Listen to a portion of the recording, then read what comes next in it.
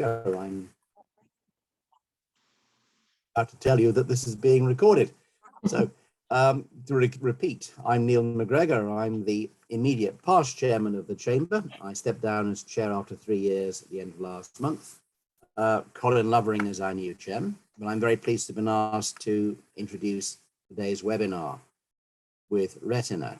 And I'm really pleased to see back Sylviane Centu. And I would say a good morning, but I think for Sylviane, it's actually just gone midnight in California.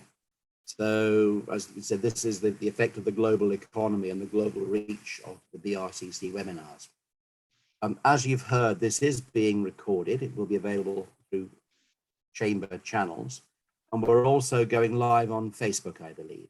And so usually we find we have a much larger audience on Facebook than we do on Zoom. So maybe that's the power of Meta. So it calls itself these days.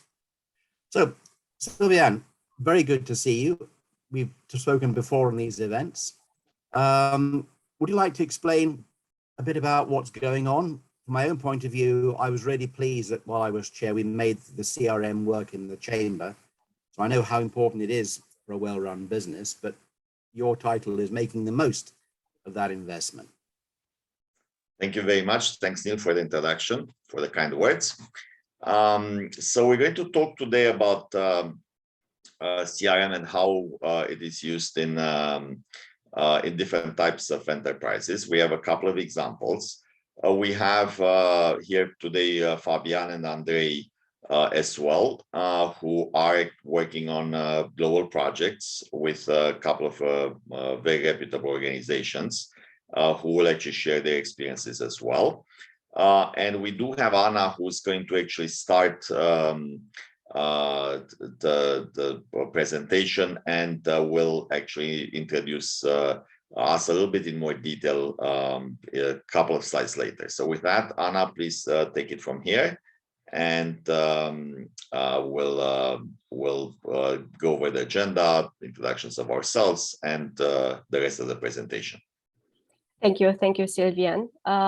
Hello and welcome. Thank you all for taking the time to join us today.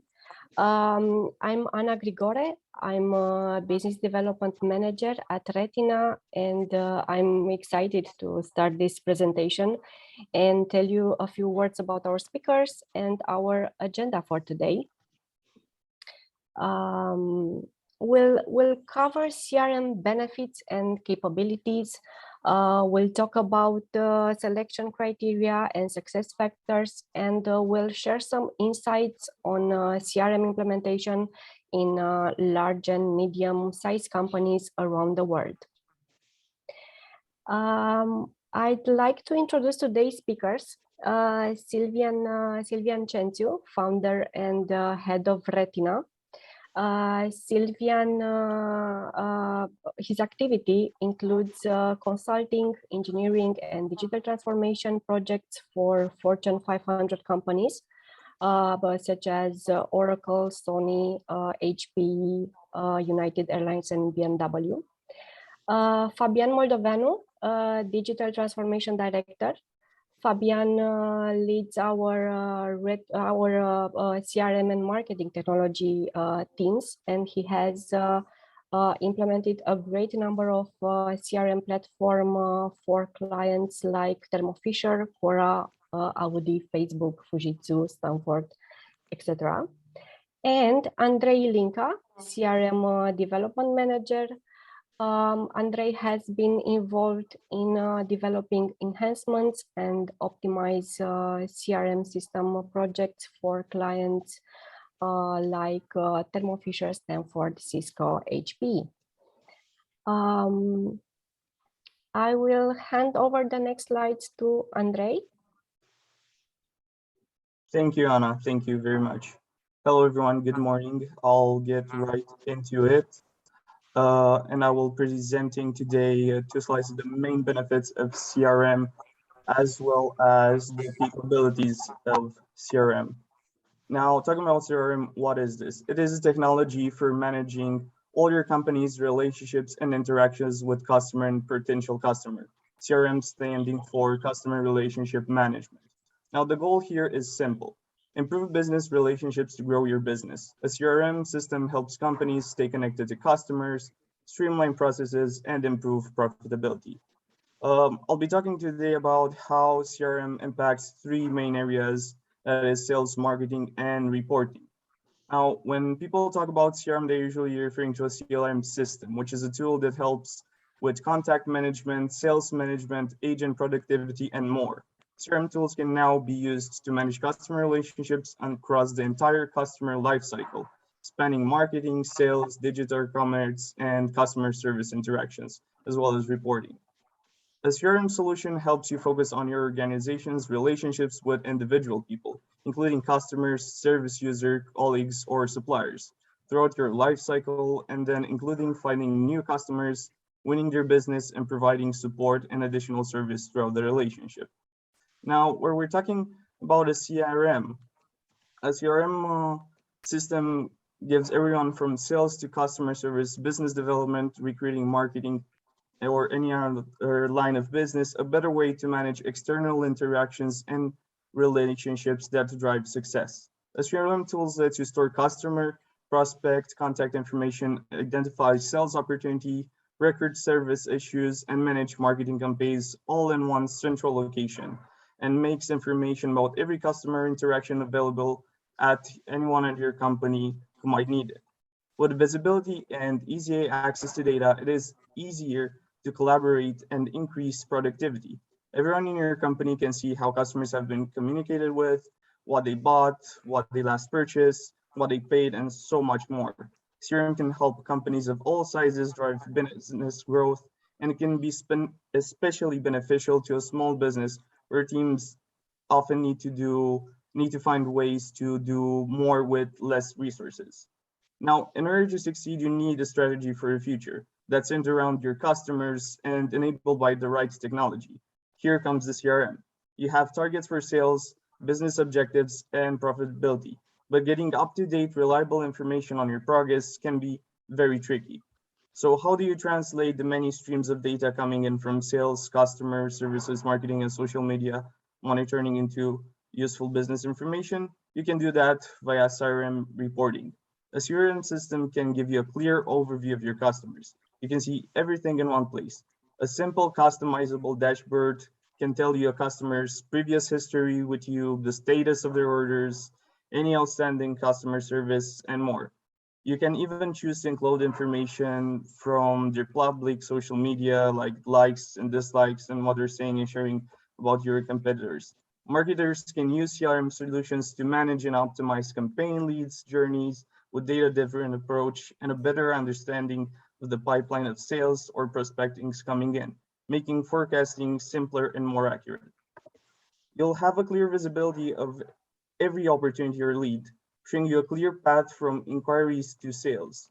Some of the biggest gains in productivity and making a whole company shift to customer centricity can come from moving beyond CRM as just a sales marketing tool and embedding it in your business, from finance to customer service and supply chain management. Now, this helps you to ensure that customer needs are forefront of the business process and innovation cycles. Now, throughout CRM systems have been traditionally used as sales and marketing tools. Customer service and support is also a rising segment of CRM and critical piece in managing a holistic customer relationship. Today's customer might raise an issue on one channel, let's say Twitter or Facebook, and then switch to email or telephone to resolve it in private. Now, a CRM platform lets you manage the inquiry across channels without losing track and gives sales, services, and marketing a single view of the customer to inform of their activities. The ability to connect these three functions and the teams that deliver them on one platform and with one of the view of the customer is invaluable. It's truly invaluable. Now, going on to the next slide, we're going to talk about some of the CRM capabilities and how this impacts various targets. Now, a customer relationship management tool solutions will always help you find new customers, win their business, and keep them happy by organizing customer and prospect information in a way that helps you build stronger relationships with them and grow your business faster. CRM systems start by collecting a customer's website, email, telephone, and social media data, and across multiple channels, that is. And it also may also automatically pull in other information such as recent news about the company's activities, and it can store personalized data such as a client's personal preferences on communication and so on and so forth.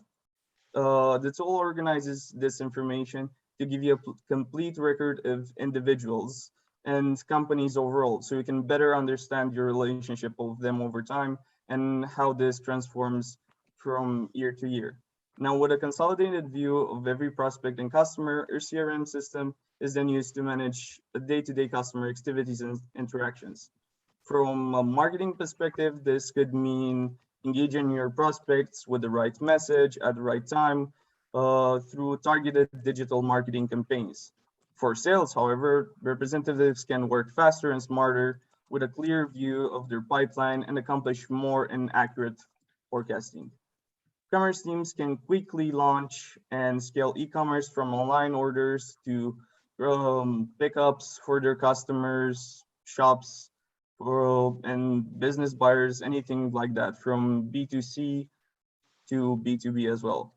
And customer service agents can also respond to customer needs on any channel from home, in the field, or in the office. So we can already see how this manages to offer us solutions to many problems in a very centralized manner, which can provide great efficiency through the streamlined process. Now, a CRM process platforms are, you can also contact two other businesses that let you develop customer relationships. CRM solutions today are more and more open and can integrate with your favorite business tools, such as document signing, accounting and billing, and surveys, so that information flows both ways to give you a 360 views of your customer.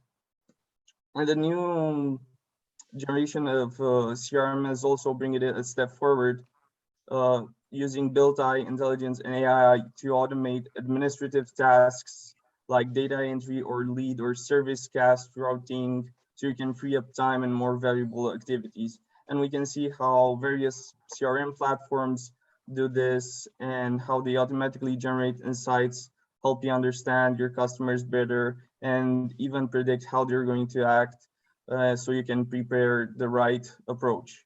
Now, going further into the next slides, I'll give it to my colleague Fabian to talk about several CRM platforms that currently exist and what's a bit of a difference between the rest of them and what are the main players on the CRM market. Thanks, Andre. So Andre covered a bit the basics of what is a CRM, what are the capabilities, how we can leverage the CRM system within our ecosystem. Let's say if we do have other platforms, other marketing technology platforms for any DMPs, so on and so forth. So right now, I'd like to cover a bit about specific CRM platforms. And here on this slide, we have a source, a quadrant from Gartner. I think it's as of May 2020, so it's not outdated yet. It's kind of fresh out there.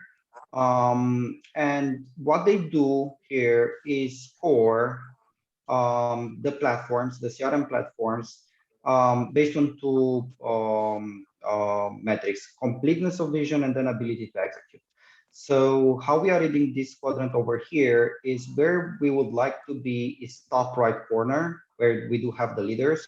As high as on the top right corner we are, that's we do have the best ability to execute and most complete vision. And again, where we don't want to be is the bottom left corner. So what we can see from this slide here is that pretty much the CRM systems as of May 2020, and I would say it's pretty it's in the same place right now. Salesforce is on the top right, and some of the rest of them are in the middle towards the bottom left. So that means that Salesforce had something special which the other ones don't. And as we see, we do have Microsoft, we do have ServiceNow, we have Zendesk, Oracle, which are on the leaders quadrant as well. We use them, we have integrated them, they're good as well, but there is some key separator between Salesforce and the rest of the CRM systems. On the top, on the bottom left, sorry, we do have SugarCRM, we do have Ratio, we have Zoho, so on and so forth. So it doesn't mean that they are not good platforms. It means that maybe into a complex environment, maybe dealing with large amount of data, maybe dealing with high complexity, they are lacking somewhere, right? Where Salesforce maybe better applies to large companies, high complexity, tons of integrations, and a very high volume of data. So now maybe we can jump to the next slide and see exactly why Salesforce is on the top right corner, right? So I'm just gonna spend a bit of time here on this slide to explain how Salesforce is built as a platform and what sets apart Salesforce from the other CRM systems.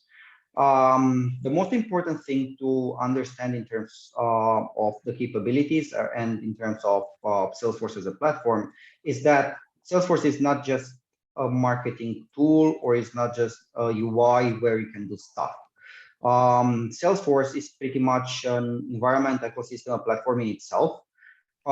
So that means that when we are getting the Salesforce instance, or when we are using a Salesforce instance, we are actually leveraging all of that infrastructure that sits behind it, and that's not just the servers, it's not just the application server where Salesforce, for example, is installed, but it's about the data, it's about AI modules, and then there is about the integration layer which connects the UI to the powerful backend stuff.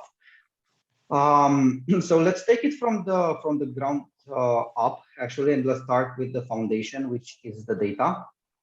Salesforce sits on a database where we are storing, not necessarily visibly storing, but we are, every data that flows into Salesforce is getting stored there.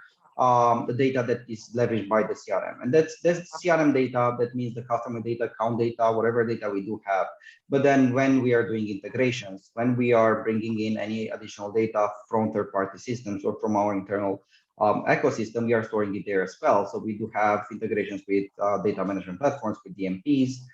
We have social data as well that will get stored into a data structure. That's the foundation of Salesforce. That's very scalable. So since we are not putting everything into one table, since we are not putting everything into the data source, which is not necessarily structured as a relationship with the database, so on and so forth, it's not scalable. Here for Salesforce, they have covered that for us. We can bring in as many data sources we want. We are just going to feed them into Salesforce. We are going to build the relationships between objects, and that's behind the scenes is going to create data tables. It's going to link the tables, and it's going to do maintenance for us. Now, on top of that, we do have another layer, which is the AI. So right on top of the database data source, we do have a layer which has out-of-the-box AI capabilities. Salesforce is calling that Einstein. And what that means is that we do have a bunch of out-of-the-box features which are pre-configured, and we can just leverage them in our Salesforce tools. And I'm saying that because Salesforce is the platform where we have the CRM itself, but we also, that's what we are discussing about today, but we also have the Marketing Cloud, which is a marketing technology platform where we can target the customers and engage them. So they do have a slight variation of tools which sits on top of this environment. So going back to the AI part, for the CRM, we can leverage some out-of-the-box features like predictive analytics, machine learning, natural language processing, which can be configured, and we can just enable them for our data, and then leverage them into the UI, make them available to our platform users. But also we do have the capability of leveraging this programmatically and custom build a bunch of components, a bunch of features, which are leveraging the AI. So we do have APIs, right, exposed, where if we have any custom integration with third-party apps, where we just want to bring in some of this AI into those applications. So we want to leverage CRM just for the AI. You can do that by calling the API and leveraging this this AI layer on top of the data for any third-party integration. So what we do see here is flexibility. It's a lot of flexibility. It really depends on what you want to achieve. And this is what pretty much sets apart a platform that suits big companies, big volume of data and complexity from the others which are rigid. So if you do have a very complex ecosystem, if you do have a bunch of marketing tools and some crazy processes which are leveraging those platforms, then you want your platform to be flexible. You want this flexibility, and you want this personalization in order to make it fit your environment and your needs. And what we see here is that what Salesforce offers on top of scalability, because of this, the way that the platform is built, data, AI, and then on top of that, we have they're calling it Lightning. What I would like to refer that is what I like to call that is the UI. And the UI is not that just what you are seeing in terms of when you are accessing Salesforce, but is the user interface layer that is fully customizable, right? So if I would like to, if I will go and open right now to Salesforce instances for maybe 2 of our major clients, what you'll see that they look kind of the same. It's maybe some of the colors and some of the tabs, but other than that, it's fully customizable from the way that the contact information shows, the account information shows, and even a bunch of widgets, and the way that the users are interacting with the platform that's fully customizable. So it's pretty much you get some building blocks, you get an out-of-the-box version of it, but you also get those building blocks and the way for you to mix and match them in order to show the information, to make it appealing to your salespeople, to your marketing people, and to build something that's best fitting your needs. And on that Lightning, we have force.com and we have the component exchange. Well, those are kind of out-of-the-box building blocks, and then ways for you to actually write code to personalize the way that the platform interacts, the way the platform looks, and the users are interacting with the platform. On top of that, just like at the Apple Store, we do have a lot of applications that are running on it. So we do have a sales app, mobile application for the salespeople that can just install the app on their phone, connect to Salesforce, and interact with the data within Salesforce directly on the fly. That's very useful. They don't have to log in. They don't have to carry a laptop for a sales team. They can just use the mobile phone, get there, see the leads that are assigned to them or to a specific team, make changes to the information, mark down that, okay, I met this guy, he's not interested, then just don't focus on it anymore. Just can do that directly from the mobile phone. And that's just a basic example, right? Then we have the Service Cloud where you can open tickets. So it's just the Service Cloud. We have the Marketing Cloud where we discussed, it's the marketing platform that sits on top of this environment where it's called Salesforce Marketing Cloud, which is pretty much a marketing technology platform. We can select contacts, we can target them, we can segment them, build emails, send out mobile pushes, send out email communication, track all of those responses, and then integrate it maybe with the CRM system and feed that information back into the CRM. Community Hub, analytics, apps, commerce, App Exchange is pretty much an app store, like the App Store for iOS, for iPhones, or Android store, where you have applications that are built by others, that are built by Salesforce, out-of-the-box integrations with some of the major platforms. If that's something that suits your needs, you can just download the application from there, integrate with Oracle, for example. They're kind of limited in a way that you lose some of the flexibility. If you want to purely integrate it and to customize, you can write the integration by yourself, but you have the ability to install apps from the App Exchange as well. So what we see here, it's a mix between, you can buy the platform, use it as it is. If it applies to your business, most of the time it doesn't, but with some minor changes, you can make it work, and then get some of these out of the box built analytics applications, so on and so forth. And you can make it work. But then if you are a medium, large company with a lot of processes, with a lot of complexity, you can just personalize it from the ground up. You can go in there, write code. You don't necessarily need to use any other external tools to integrate Salesforce. Salesforce is providing the developers the ability to write code in itself. So they have their own coding language. It's called Apex for the backend stuff. So you can write code in Salesforce, deploy it in your Salesforce organization, and automate some of the processes, integrate with platforms, build triggers, build scheduled processes to take care of the data health, and data maintenance, so on and so forth. So the options are pretty much unlimited when it comes to Salesforce. And in my personal opinion, I think this is what sets Salesforce apart from the other platforms. So let's jump on to the next slide. And I think that's related to our expertise. Yes. Okay, so we discussed about CRMs in general. We have discussed a bit at Salesforce and why Salesforce is on top there better than most of the other CRMs. And then let's discuss a bit what is the Retina CRM expertise, how we are helping our customers, and what are the areas that we are tackling with in terms of a CRM implementation, let's say.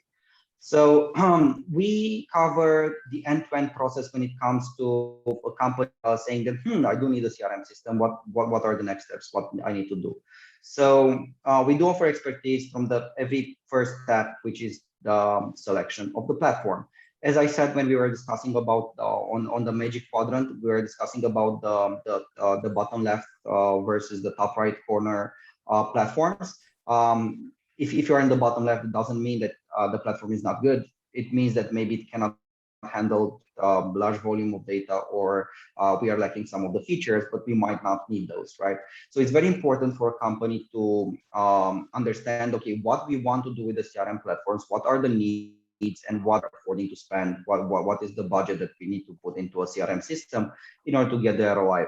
So if you are a very small company, we need to assess the complexity of the business processes. We need to assess the data. We need to see exactly what we want to do. We need to break it down by regional sales team.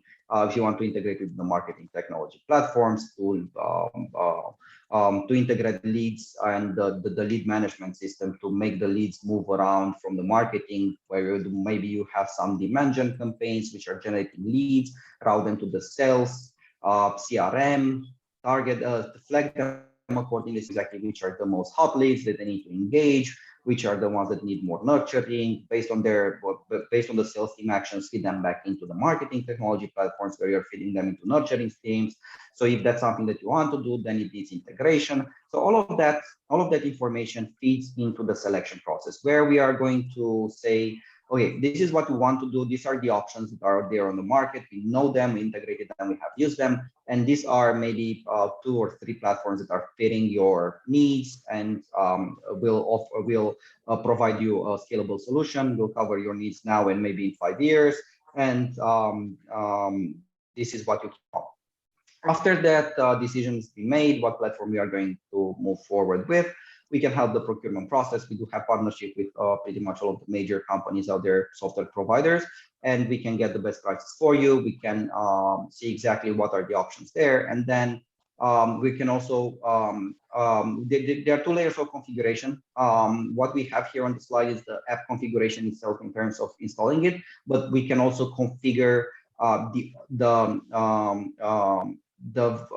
the platform licenses, for example. So we can mix and match the best configuration between how many users we want to buy, how we can make that work for small organizations, how we can fit the budget configuration when it comes to, let's configure the platform that you are buying in terms of the actual licenses. And then let's start installation and configuration of the actual platform that you bought, and let's install it in your environment. Let's configure it. Let's make it available. The sales team is very important to discuss with the sales team to see exactly what they want, to listen to their needs, and then implement the platform, make it reflect whatever they want. So you'll have a higher adoption when it comes to releasing the platform, and they going in there, use it, leverage it, and see the benefit out of that platform. So one of the most important parts in terms of installing and configuring a CRM platform is to actually reflect whatever the salespeople need and the users need, because it might be marketing people as well that are going there into the platform. If you have a very good platform that you have implemented, integrated, and nobody uses it, there is no benefit to that. And then it's the integration. Integration, it is a very important part. If you have a complex system in the smaller companies, there is not much to integrate. The basic integration that we are doing is between the CRM system and the marketing technology platform. So everybody has a marketing technology platform, even if they're targeting customers over the email. You might want to see exactly who interacted with your content, who opened that, who maybe subscribed to an event. All of that information is valuable to your salespeople, so you can feed that back into the CRM system, build some views, and whenever somebody from a sales team goes in there into the CRM system, they'll see, okay, this guy registered that event, this guy interacted with my content, that means that he might be interested, or this guy didn't even open my email, so okay, let's not prioritize this one. Let's call him after I'll get done with the more important leads or the more engaged leads. Now, that's getting us into the operating part, how we are operating the environment.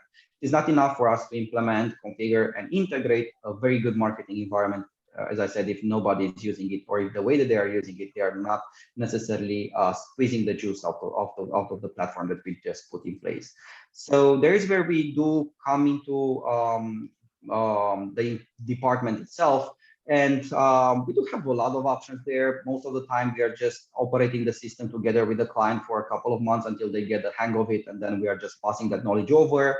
Or we can just have a team that permanently operates their CRM system parallel with their teams. So we have pretty much all of the options available there. Whatever fits best, every client, we can take care of that.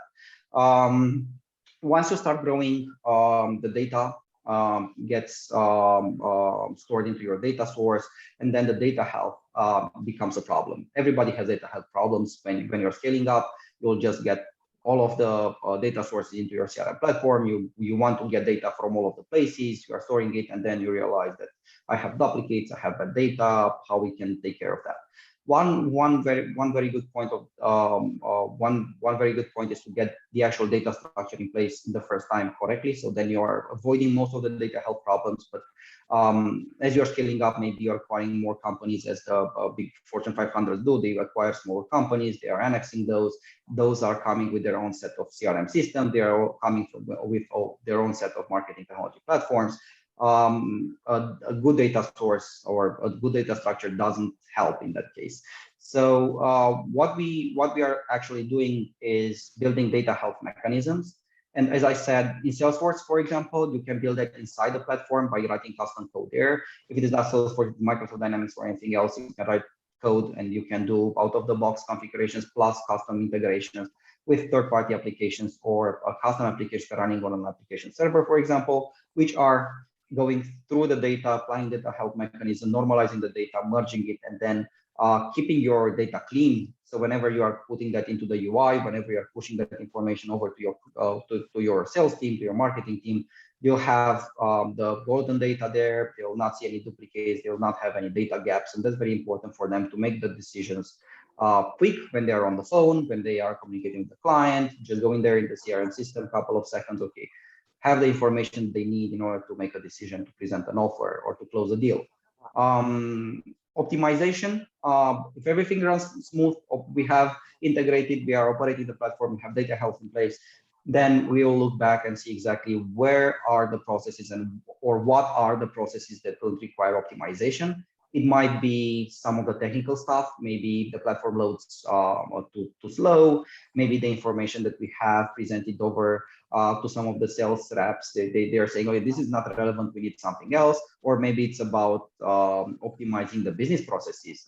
We might have approval flows within the application. We might have lead stages defined in the applications. Whenever somebody interacts or whenever a sales rep interacts with a lead, they are progressing that lead through a funnel that's defined inside the marketing cloud, inside the CRM platform. They are saying the steps are way too many, or it doesn't align to the way that our buying cycle is. Then we'll need to optimize that in terms of either adjusting the process or either adjusting the platform. And then that leads us to custom stuff. So most of the time when we are implementing a platform, integrating a platform, the out-of-the-box features that are allowing us to do that, they are kind of limited. Whenever somebody wants to integrate the platform to make it very specific to their business needs, that will require development. We do have our core development team in terms of CRM. It's Salesforce development, just because Salesforce has its own development environment. But in terms of other platforms development like Microsoft Dynamics, SugarCRM, so on and so forth. We are leveraging our capabilities, knowledge over the CRM platforms, and then leveraging our general integration capabilities, because integrating a CRM system like Microsoft Dynamics, it requires you to write custom code, deploy it on application server, which is pretty much kind of the same as integrating any other CRM system or any other marketing platform. But that development part is where you need to go to in order to make your platform align to whatever custom processes you have or to your custom needs. So as I said, in terms of expertise related to CRM, from selection to deployment, integration, custom development, optimization, we have done pretty much all of it. And this, I think this is a kind of a menu for our CRM expertise. I'm totally sure there are some of the things that we've done in the past or we will do, they are not necessarily captured here, but along, I don't know, but very high level, this is our expertise, and this is what we are doing in regards to CRM platforms. Okay, can we move on to the next slide? Right. So Sylvian, I'll pass it over to you. Sure. Yeah. So I'll take over from here. Thank you very much. You heard an introduction of CRM concepts in general, and then quite detailed presentation of Salesforce, as well as with a path to implementation. I'm going to go over a couple of examples. We do also have a number of questions coming, I think, from attendees, and one of them is about social media. The other one is about disadvantages. So let me mention this really quite basically. CRM is a tool. Okay, it's just like any other tool. For example, your mobile phone. It's a tool that if it provides advantages or benefits, people use. We've seen some implementations in the past, especially in Eastern Europe, where the tool was used, for example, simply for tracking, and people were forced to use it so that, well, let's say, for example, management has visibility into activities of people. That is a usage of CRM for the benefit of management, but fundamentally, CRM is actually a tool just like your phone. It helps you keep track, organize the activities that are related to keeping relationships with customers, working together with your colleagues, your peers, to maintain these relationships, and also with the customers themselves. At a very basic level, it works like your phone book or your, let's say, contact list in your phone. However, it has so many features that allow you to get insight, to put information at your fingertips when you engage with a customer, provides that information to a group of people so that they can collaborate, and so on. One of the questions that came in to the chat is, are there any disadvantages of using CRM? The question is just like, are there any disadvantages of using your phone? I don't know what to say. It's maybe that the phone takes space in your pocket, so CRM actually takes space on your computer. I don't think that there is such a thing as being having a disadvantage of a tool. Again, or let's say by the disadvantage of using cars. Of course, it might be not the best thing for the environment, but for people, it provides a feature. Now, the disadvantage of a CRM would be if you don't want to, or if you're not in that business, or you're not working with that, and of course, that's then you don't need it. But other than that, like any other tool, let's say, even make it more simple, what is there a disadvantage of a hammer? Well, a hammer, you use it to put the nail in, let's say, in the wall or a board. I don't think that there are disadvantages of a tool in general. So as long as you see CRM as a tool, it has uses, and therefore, if you try to achieve something that a CRM can help, it can have benefits. Other than that, you don't use it. You don't have a need for it, and of course, it can't help you do other, I don't know, save money or save the planet or cure a disease. That's not what it's for. Now, the other question that was posted is, what is the connection between CRM and social media? So I already answered online. CRM is a tool. It's a tool that's internal to it's in the internal systems within an organization, and where social media is a way to communicate between people, organizations, and so on. It's public. There are, of course, connections, just like, for example, there are connections between CRM and email. Email is a channel for communication used extensively by CRM and with CRM. Social media is similar. You integrate your CRM with social media so that you can communicate, so that you can sometimes get intelligence from social media and so on. But these are two different systems where they can you can leverage your activities in each of them to better connect with your customers, understand your relationships, and probably most importantly, have information at your fingertips when engaging with customers, when organizing campaigns, organizing your, let's say, your things ranging from your daily activities to your let's say month-long campaigns. Okay. Now there's another question tagged to the same question there. Can CRM strategy be improved using social media? Of course. So if we talk about CRM strategy in terms of implementing it, yes, it makes sense to integrate with social media. If we're talking about CRM strategy in terms of using CRM, for example, starting a campaign, of course, most campaigns these days use social media as well, because social media is such a strong, powerful, versatile means of communication. Okay. Anyway, going back to the examples, we're going to talk about two examples today here. One of them is with Stanford University, and the other one with Cisco. And at Stanford, we use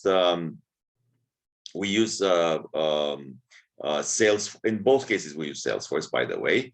But in one case, we use Salesforce, which is again the CRM leading, the leading CRM in the market, in a way that's integrated with many other services, and it's one of the primary use cases there is prioritization of leads. It helps determine who should be prioritized, who should get to the top when engaging, when let's say differentiating effort.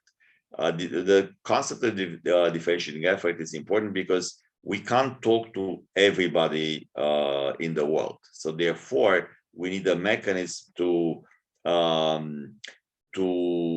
select those people in this case, or those customers, if you want, which will be where our time spent has the highest chance to be beneficial, or to let's say generate results. And at Cisco, the example is about optimization of sales processes, and also using, just I was describing before, mobile devices, in this case phones. If we can get to the next slide. Okay. Okay, so I thought that we have another slide here that I was going to talk about. So if we can go back, I'm going to talk a little bit more about the two examples. So I think we're missing a slide here, but it's fine. I'm going to talk about them. So let's talk a little bit about Stanford in more detail. Stanford has, as we all know, is a university. So one of the and by the way, it's a very complex organization. We think generally of universities being made up of, let's say, teaching staff, students, and administrative personnel. Stanford is a little bit different because it's a very large community that engages in many other activities. First and foremost, research. And in research, Stanford has very strong relationships with other companies where both teaching staff and students engage quite actively. The university has government projects and, of course, government relationships. It has relationships with, let's say, professional organizations and so on. The other type of relationship is with donors. There are many entities that are involved with Stanford to further research, to participate in research, to help with endowment, to support educational and research activities at Stanford. And in an effort to organize and make these relationships available to the pretty much tens of thousands of participants in the community, Stanford is using Salesforce. And what we're doing at Stanford is enabling a quite large number of people to connect with an even larger number of outside partners, customers, and even though CRM fundamentally is a customer relationship management system, it actually maintains relationships not only with customers but with any other entities outside the organization. And again, it's a somewhat different application than a regular enterprise. But because of its nature, it's actually more complex. Moving on to Cisco. Cisco, as we know, is a very large, very successful technology company, a company that is quite admired, with not only because of its products and its what it provides to the market and in society, but because the way it innovates, the way it's organized, and so on. And again, being a large company with pretty much, let's say, a penetration in the market, it's close to 100%. So almost every company in the world has one Cisco product or another. It's to some extent, it's similar, for example, with Microsoft. Cisco maintains these relationships in a large number of instances. And at some point, Cisco had over 300 instances of CRM, mostly Salesforce. And one of the projects that we've been involved with was to optimize these processes across instances, consolidate them, and leverage both the tools and the data so these processes become more efficient. Now, the other thing is because of let's say, the adoption of mobile phones or mobile devices in society, we want to be able to have that information that's handily available in the Windows system, available at our fingertips and basically in our phones. So again, Cisco, just like many other organizations, wants processes and data were available on a large scale to typically salespeople, but all kinds of administrative personnel in marketing, in procurement, and so on. It became very important to have this type of information on the road at any given point, handily available. And therefore, it became important to have it on mobile phones, also optimized for mobile mobile devices and the way they are used. integrated with other applications, and for example, with the phone itself, being able to make calls whenever you want to connect with somebody, or let's say you receive a call, an email from a customer, you can look them up, you can see what interactions have you had in the past, how recently, or who is the person who talked to that customer. And then you can decide to email them back, call them right away, schedule an appointment, provide other type of feedback. Or again, if it's, let's say, something that's news, you might want to publish it on social media and so on. Okay, I see that there's a new question, but I don't see it here. Okay, good. So in any case, now let's move on a little, and that we're going to talk about what would it mean to engage with us to help with implementing. We're a company that provides 3 types of services in the market: strategy, creative, and technology. And when it comes to CRM, it's mainly the underlying technology, but it is for a business application. And what we do is we provide the strategy to make this technology beneficial in the company, in the organization, pretty much, because it can be a company, or it can be a NGO or university, and so on. Can we move to the next slide? Okay. We have a large number of awards for our work. We are taking, in general, work with projects that are, let's say, award worthy.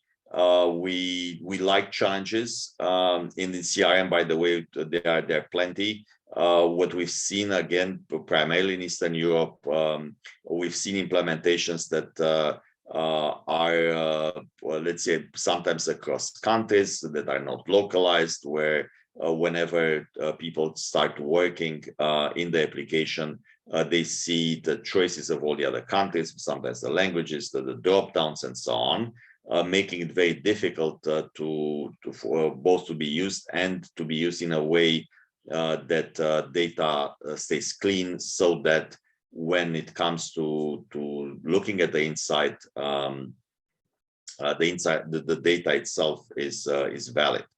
And in these kind of environments, and even, for example, in North America, with including with organizations that we mentioned here, there are plenty of challenges. There, the challenges are different. It's most of the time the very, very large volume of data, of communication channels, of customers being maintained, a variety of customers with different characteristics, and so on.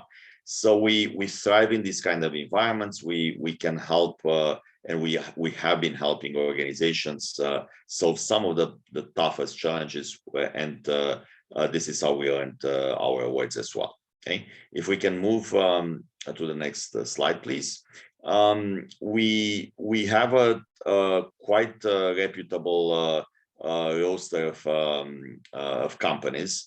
Some of the biggest brands in the world: Cisco, which we mentioned, Facebook, Oracle, AMD, Hewlett Packard, and so on, IBM in technology. We do have a number of growth stage companies like Flexport, like Virbela, CloudSpot, and so on. We do have a number of financial services companies. This is just a subset. We have about 12 large banks that we service currently. BMO, which is Bank of Montreal, being one of them, ING, and so on. We already talked about Stanford. We had a quite interesting contact with the U.S. Department of State, which was in the press quite a bit. One of our areas of expertise and vertical that we service is biotech or life sciences, Thermo Fisher and Sartorius being 2 of the largest in this space. And we do have a number of other companies that I didn't list here. So there's one other question that just came in. How does CRM security work works, I think, given the data breaches and hacks, one of the main concerns when it comes to data. So CRM actually stores a large number of data, but mostly doesn't store sensitive data. There's very little sensitive data in CRM. What it does store is data that might be, let's say, proprietary, might give information about a company's strategy. However, CRM being an internal system, it's rarely available to the public, and therefore it's not that easy to hack. It's not accessible from the outside. It can be hacked typically through users that have access, which are insiders. But of all the systems in a company, let's to give an example, a procurement system, CRM is not a main point of attack. It's not, let's say, it doesn't offer much value to hackers. In theory, for, let's say, industrial espionage, it might help a competitor to gain information into another company. However, most companies do not engage in that. And maybe internationally, we've seen some of that. But as far as, let's say, individual hackers, there's very little evidence that CRM is a target. And therefore, again, it not having, let's say,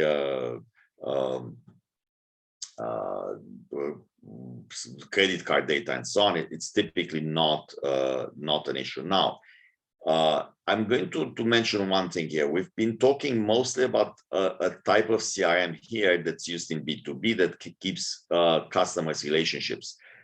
In certain fields, like in retail, CRM is referred to as any system that's customer interfacing, for example, POSs. We don't really think that POSs are CRM applications, but if for somebody who includes POSs into CRM, that would be a source of concern for data breaches. Okay. Good. Now, going back to our presentation, in terms of technologies, we have a wide array of technologies that we support, mainly the major ones, which we're partnering with as well: Oracle, Adobe, Salesforce, and so on, HubSpot being quite popular. I'm not going to go over the other ones. The slide was here for a minute or so. Let's move to the next slide. Okay. So actually, we have offices around the world. Our primary focus has been in Europe and North America, but we have global coverage. And I think that was the last slide in the presentation. So I don't see any other questions here. I have a comment on. I see it on chat.